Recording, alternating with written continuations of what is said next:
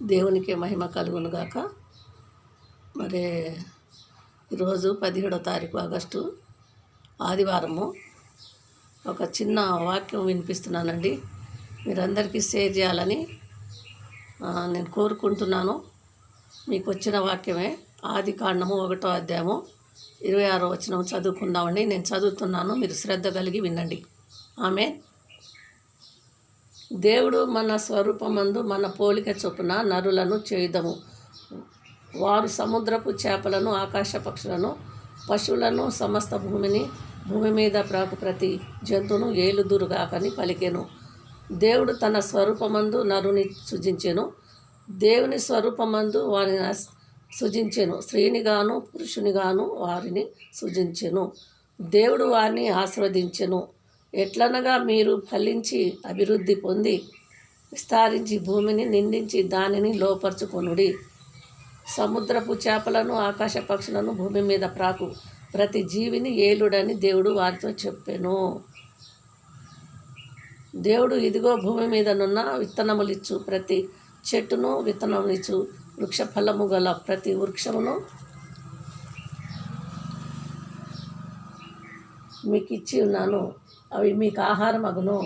భూమి మీద నుండు జంతువులన్నిటినీ, ఆకాశ పక్షులన్నిటినీ, భూమి మీద ప్రాకు సమస్త జీవులకును పచ్చని చెట్లని ఆహారమగునని పలికెను.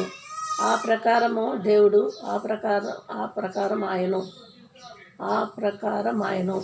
దేవుడు తాను చేసినది యావత్తును చూచినప్పుడు అది చాలా మంచిదిగా నుండెను. అస్తమయమును ఉదయమును కలగగా 6వ దినమాయను. కొద్ది మాటలు దేవుడు దీవించును కాకండి. ఈ వాక్యాలు మొదటి రోజున నేను పలుకుతున్నాను. మరి మీకు అర్థమైందని నేను అనుకుంటున్నాను. మరి ఈ రోజు నుండి నేను దేవుని కృపను బట్టి మరి ప్రతి ఆదివారం దేవుని చిత్తమైతే నన్ను బ్రతికిస్తే ప్రతి ఆదివారం ఇలాగా వాక్యం బోధించుకుంటూ ఆరాధన చేసుకొని ఆ దేవునికి మహిమ పరుచుకుంటున్నానండి. ఈ చదవబడ్డ వాక్యం మీరు చదవండి, ధ్యానించండి. ఆదికాండం నుండి మొదలు పెడుతున్నాను, మొదటిగా కాబట్టి ఆదికాండము 1వ అధ్యాయం నుండి 26వ వచనం వరకు మీకు తెలుసు. నేను అక్కడి నుంచి మొదలు పెట్టలేదండి.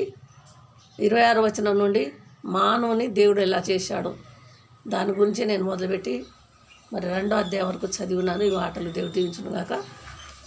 ఈ కొన్ని మాటలు దేవుడు దీవించునుగాక. అనేక మందికి పంపించండి, షేర్ చేయండి, నన్ను బలపరచండి, నా కొరకు ప్రార్థన చేయండి. అనేక మందిని దేవుని దగ్గర నడిపిద్దాము. ఆత్మల రక్షణ, ఆత్మల భారం మనకున్నది. దయచేసి మీరు తప్పకుండా మీకు అవసరం ఉన్న కాడ సువార్త ప్రకటించండి, ప్రేమతో మాట్లాడండి. అనేక మందిని ప్రభు వైపు తిప్పుదాం. దానియేలు గ్రంథంలో కూడా ఉంది. ఎంతమంది ప్రభు వైపు సువార్త చెప్పి మలుపుతారో వాళ్ళు జ్యోతుల వల్లే చుక్కల వల్ల ఉన్నారని ఉంది. మీరు చదవండి. నేను అంతగా నాకు తెలియదండి, నాకు అంత జ్ఞానం లేదు. ఏదో వచ్చిరానికి చదువు చదివినాను. ఈ కొద్ది మాటలు దేవుడు దించును కాక. ఉంటానండి. ప్రార్థన చేయండి.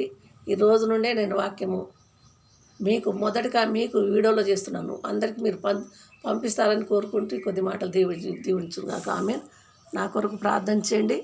అపవాది దురాత్మ శక్తులను యేసు నామములో బంధిస్తున్నాను. ఆమె ఉంటానండి. మీ కొరకు నేను ప్రార్థన చేస్తాను.